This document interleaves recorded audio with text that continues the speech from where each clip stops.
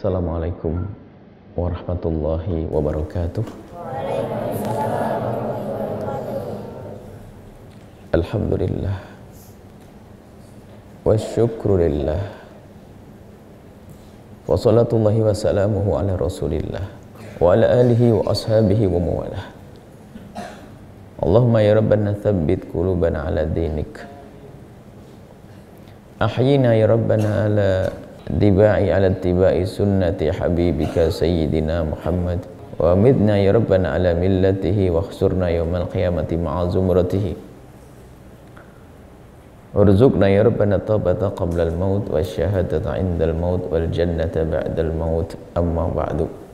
Anak-anakku semuanya, Buya ucapkan terima kasih kepada anak-anakku semua dengan sukarela mendoakan ibunda Buya, Umi Buya Bauti, Mbah Putri.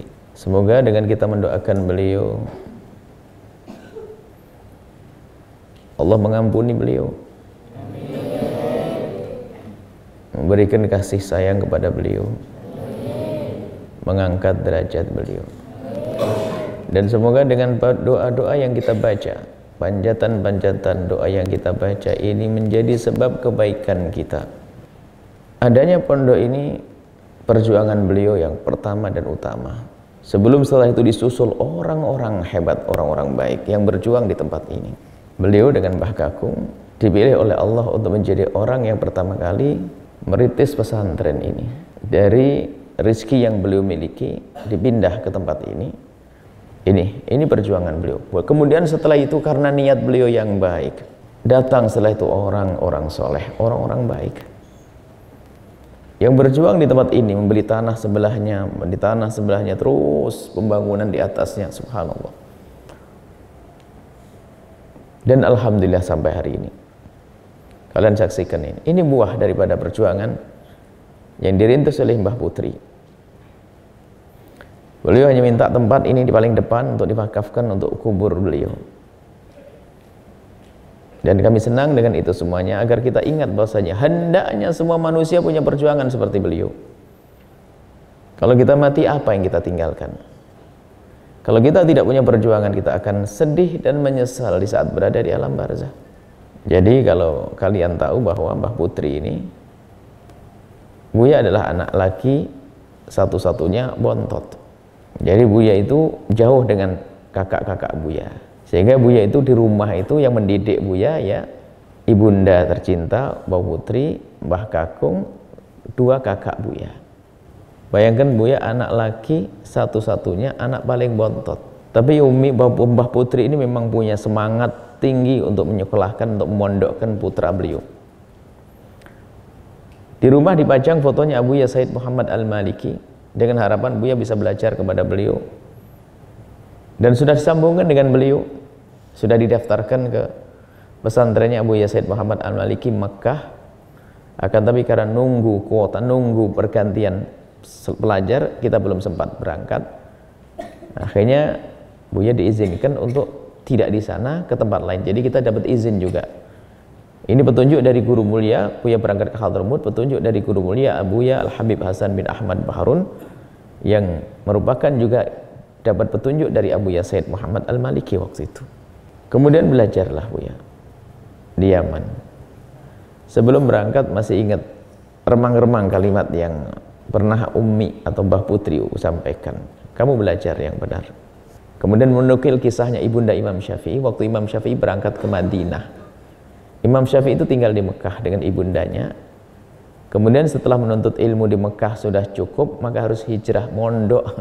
Kalau zaman sekarang mondok, pergi ke Madinah. Apa kata ibunya? Syafi'i belajar sampai sukses. Nanti ketemu di akhirat ya. Ketemu di akhirat. Kayak ibunda Imam Syafi'i mau wafat saja, kita ketemu di akhirat. Dan cerita itu dikenang oleh ibunda, oleh Umi. Mbah Putri itu mengingat cerita itu, diucapkan dengan kalimat yang serupa. Ketemu di akhirat. Kita berangkat di Yaman bilang ketemu di akhirat. Dan kembali kisah Imam Syafi'i, ternyata Imam Syafi'i waktu itu diberi kemudahan oleh Allah menuntut ilmu, ketemu lagi ibundanya. Dan ibunda Imam Syafi'i tidak merindukan kekayaan. Ceritanya Imam Syafi'i itu sudah pindah ke Irak. Karena Imam Syafi'i pernah tinggal di Irak kemudian pergi ke Mesir. Jadi dari Mekah ke Madinah, ke Irak, kemudian ke Mesir. Rupanya ulama-ulama itu setiap sekali ngomong di Mekah itu sangat bangga dengan seorang alim besar yang sekarang tinggal di Irak. Jadi di Mekah itu setiap ustadz ulama yang datang ke Mekah kalau bercerita tentang Muhammad bin Idris Asy-Syafi'i. Jadi dikit Muhammad bin Idris Syafi'i. Ibunda Imam Syafi'i ada di Mekah, dengar dong. Akhirnya tanya, siapa Muhammad bin Idris Syafi'i yang kau sebut-sebut itu? Akhirnya orang yang ditanya itu menjawab ibu, padahal yang bertanya ini ibunya Imam Syafi'i. Ibunya Imam Syafi'i bertanya pada ulama yang ada, yang datang dari Irak dan sebagainya. Siapa yang kau sebut Muhammad bin Idris Syafi'i? Oh, yang Muhammad bin Idris Syafi'i satu alim besar yang ilmunya memenuhi dunia. Dan dia dari kota Mekah ini. Oh. Kemudian ibunda Imam Syafi'i berkata, apakah kau tidak tahu kalau itu adalah anakku? Kaget. Ibu, itu anakmu? Iya. Sampaikan salam kepada Syafi'i, suruh pulang. Suruh kembali, pulang. Suruh ngadep sowan kepada ibundanya. Akhirnya betul berita itu nyampe kepada Imam Syafi'i pulang. Karena ulama besar yang mencintai banyak. Bayangkan, ulama besar yang mencintai banyak. Imam Syafi'i nggak bisa pulang begitu saja. Banyak orang titip macam-macam, titip onta, titip baju, macam. Sehingga Imam Syafi'i itu pulang, nggak bisa pulang sendiri, diikuti oleh kekayaan yang melimpah. Dengan beberapa onta berantai-rantai, bergandeng-gandeng onta yang isinya di atasnya macam-macam. Jadi Imam Syafi'i pulang dengan kekayaan yang banyak. Akhirnya betul, Imam Syafi'i pulang. Sampai di rumah, sampai mendekati kota Mekah, sunnahnya Imam Syafi'i mengamalkan sunnah, memberi kabar gembira kepada ibundanya. Memang kita kalau ingin pulang kasih kabar dulu ibu kita, keluarga kita biar siap-siap. Imam Syafi'i memberikan kabar seperti itu. Utusannya datang kepada ibunda Imam Syafi'i. Assalamualaikum. Waalaikumsalam. Siapa kalian berdua? Kami utusan dari guru kami Imam Syafi'i. Oh, Syafi'i ada di mana? Sudah di tapal batas, sebentar lagi masuk. Oh, Masya Allah. Syafi'i membawa apa? Membawa kekayaan yang banyak. Ada onta banyak, ini kekayaan. Kalau onta satu saja berapa puluh juta, berpuluh-puluh onta. Ibunda Imam Syafi'i mendengar berita Imam Syafi'i membawa onta dengan isinya di atasnya, ada kain, ada segala macam. Artinya kekayaan ratusan juta, mungkin miliaran kalau zaman sekarang. Di saat ibunda Imam Syafi'i mendengar Imam Syafi'i datang membawa itu semuanya, ibundanya tidak senang, marah. Aku menyuruh Syafi'i pergi ke Mekah, ke Madinah dan pergi ke Irak bukan untuk mencari itu. Sampaikan Syafi'i, nggak usah pulang kalau gitu. Aku tidak mencari dunia. Aku menyuruh Syafi'i untuk cari ilmu, bukan cari kekayaan. Waduh, ketakutan muridnya Imam Syafi'i berdua. Langsung lapor Imam Syafi'i, ibumu marah. Kenapa? Aku cerita bahwasanya Syafi'i datang ke sini membawa kekayaan, marah. Aku menyuruh Syafi'i bukan untuk cari kekayaan. Langsung Imam Syafi'i bagi kepada fakir miskin ada di kota Mekah semuanya. Subhanallah, orang alim itu manfaat. Orang Mekah waktu itu merasakan kekayaannya Imam Syafi'i semua. Fakir-fakir Mekah itu bagi kekayaan semuanya. Lalu Imam Syafi'i mengutus kembalikan, kasih tahu ke ibu bahwasanya aku tidak membawa apa-apa kecuali kitab dan ilmu yang ada di otak saya. Sampaikan assalamualaikum. Apa? Kenapa kau? Gimana? Mana Syafi'i? Kabarnya apa? Ibunda tercinta, kekayaan sudah dibagi semuanya kepada fakir miskin yang ada di kota Mekah. Dan yang tersisa hanya kitab-kitab yang ada di punggung onta dan di otaknya Imam Syafi'i. Suruh cepat Syafi'i pulang. Ibundanya memang ahli surga, orang hebat, bukan mencari kekayaan. Nah, sekarang nggak ada santri bingung bapaknya gimana anaknya dapat ijazah, dapat ini nggak dapat ijazah sedikit aja marah sama gurunya.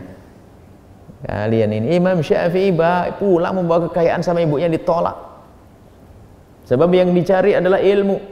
Nah, Buya ingat, ibunda Buya juga begitu. Waktu Buya pulang dari Yaman, apakah langsung dipeluk di rumah suruh tinggal nak sama Umi? Kamu sudah 10 tahun di Yaman, gak pernah ketemu Umi. Ayo kamu pulang nak. Enggak. Umi Buya selalu berkata berjuang. Sehingga Buya tidak ditarik oleh Umi Buya harus suruh pulang ke Blitar. Di Blitar ada rumah, ada kakak Buya, ada keluarga Buya. Umi Buya tidak seperti itu.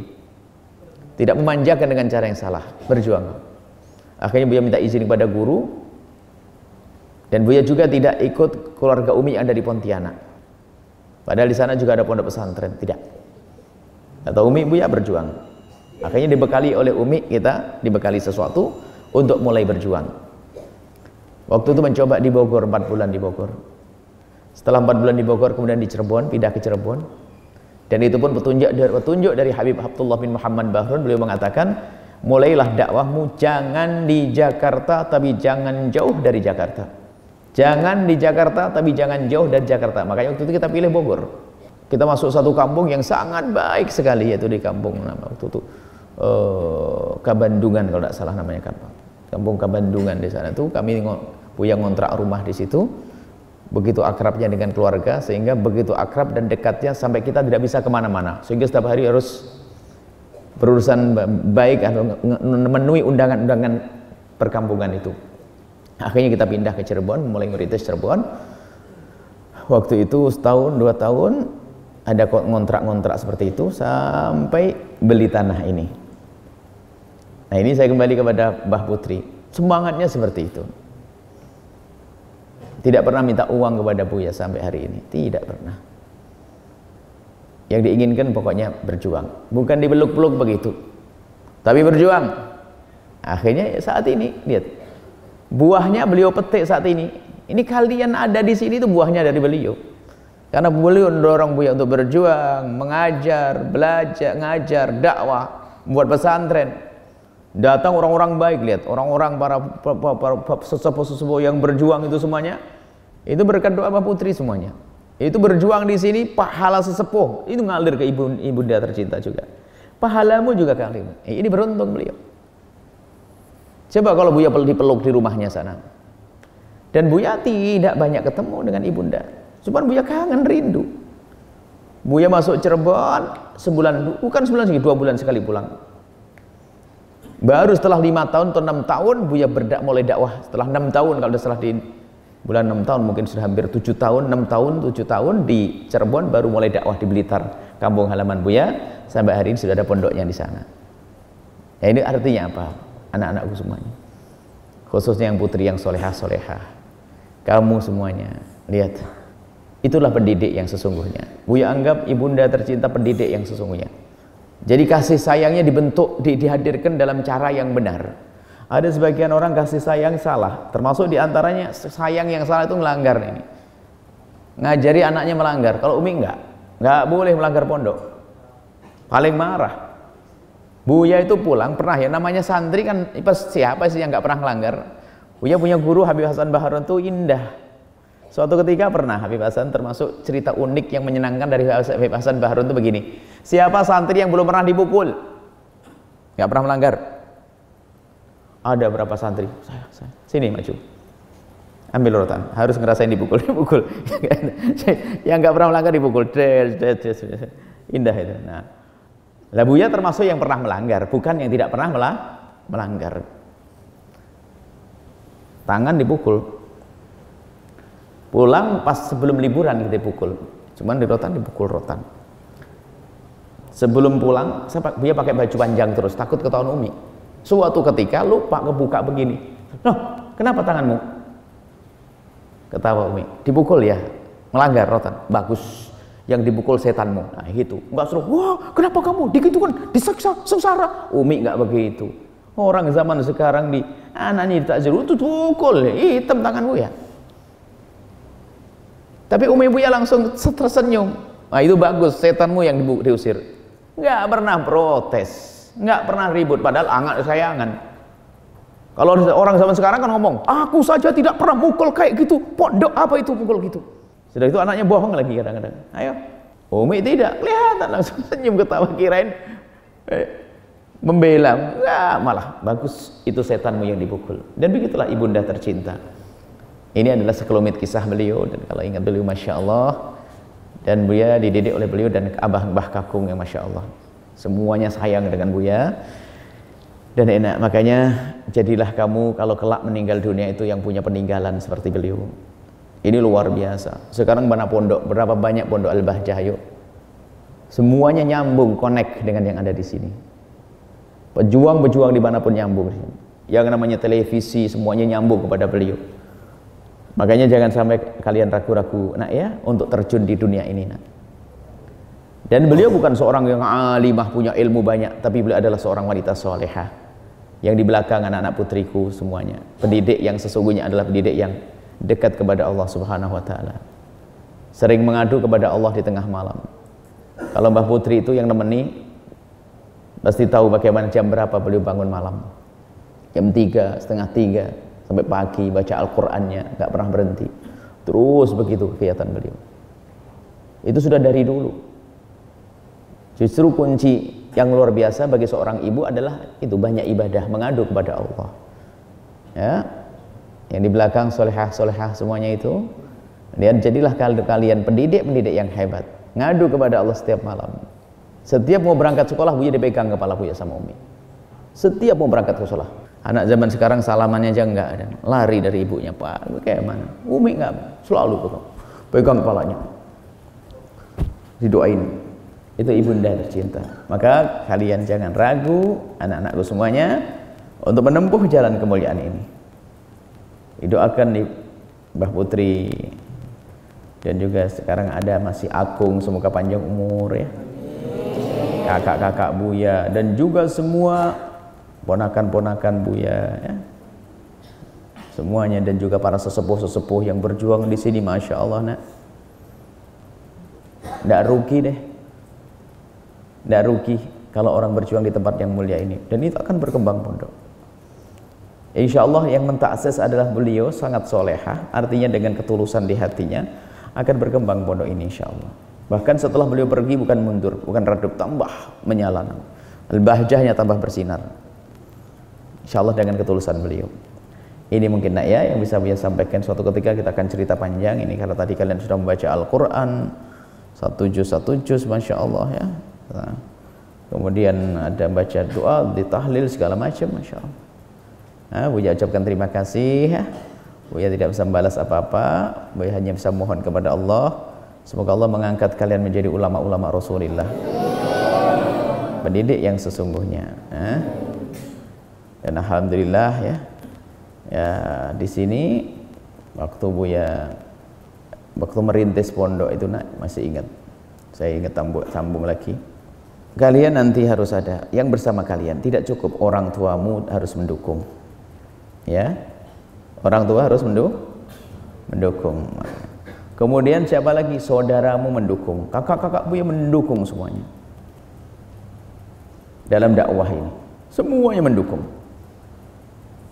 Punya andil di sini. Lebih dari itu siapa? Umi, istri Buya, Umi. Nah, ini adalah semuanya punya peran dalam berjuang. Dalam perjuangan itu seperti itu, nggak cukup. Orang tua dengan ridho orang tua, keberhasilan dengan ridho orang tua, dengan dukungan orang tua, dari saudara-saudara Buya semuanya. Abah, Umi, Mbah Kakung, Mbah Putri mendukung, kakak-kakak Buya mendukung, Umi juga, istri Umi. Kalau Mbah Uti sama Umi beda ya, beda. Mbah Uti, Umi belum jadi Mbah Uti, Umi. Itu yang mendukung semuanya, perjuangan. Disitulah nanti anak-anakku semua. Makanya yang laki-laki yang sudah mengarah, sudah mendekati masa pernikahan dan sebagainya, kalau nikah harus milih benar-benar istri yang punya harapan bisa diajak berjuang. Kalau tidak kamu akan kerepotan. Ya, yang sudah gede-gede, yang sudah bisik-bisik kepada Buya pengen nikah, tapi bener dong. Kalau enggak susah perjalanan itu. Harus yang mereka mendukung. Terus anak-anak putriku yang solehah-solehah, kan jangan sampai kalian belajar banyak, tahu-taunya pasanganmu tidak mendukung kalian untuk berjuang, kalian akan bingung nanti. Dan untuk Buya ini juga taufik robbani, artinya sudah dipaskan oleh Allah. Umi Buya, Mbah Uti, Mbah Putri mendukung, Kakung mendukung, semua yang mendukung, kakak-kakak Buya mendukung. Ini taufik robbani, pilihan Allah Subhanahu wa taala. Artinya sebisa mungkin kalian membuat rumah tanggamu seperti itu, keluargamu seperti itu. Searah, coba kalau Buyanya pengen buat pondok pesantren, kemudian Umi pengen buat perusahaan, pabrik kerupuk misalnya. Jadi apa kira-kira? Santrinya suruh bikin kerupuk, akhirnya santrinya keluar jadi nggak seimbang, nggak sesuai.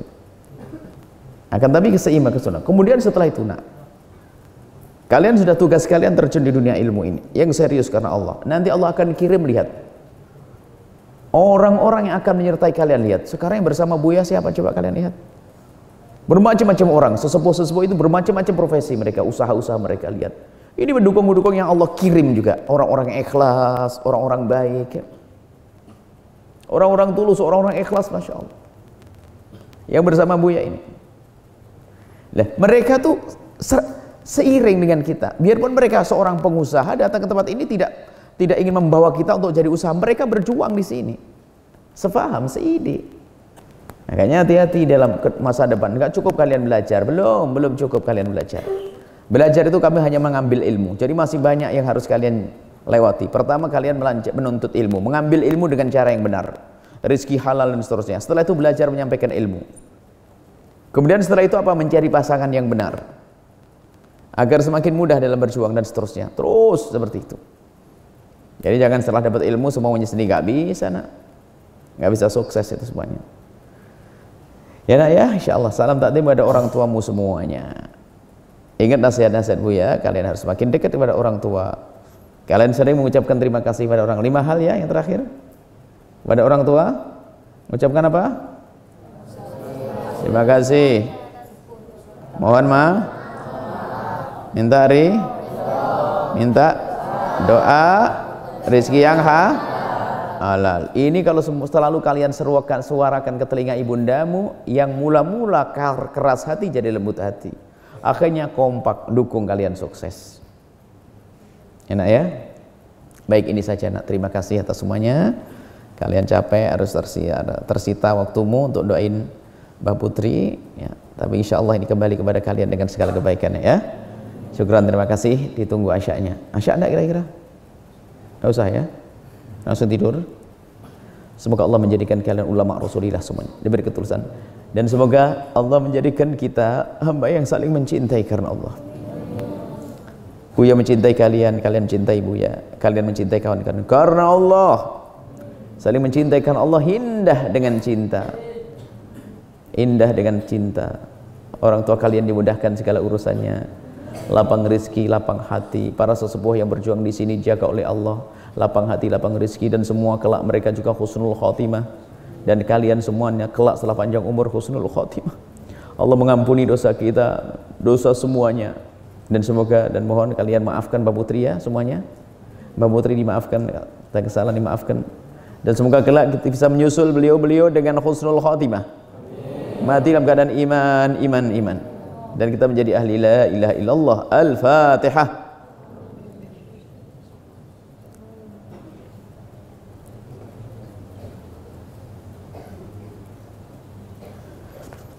Assalamualaikum warahmatullahi wabarakatuh.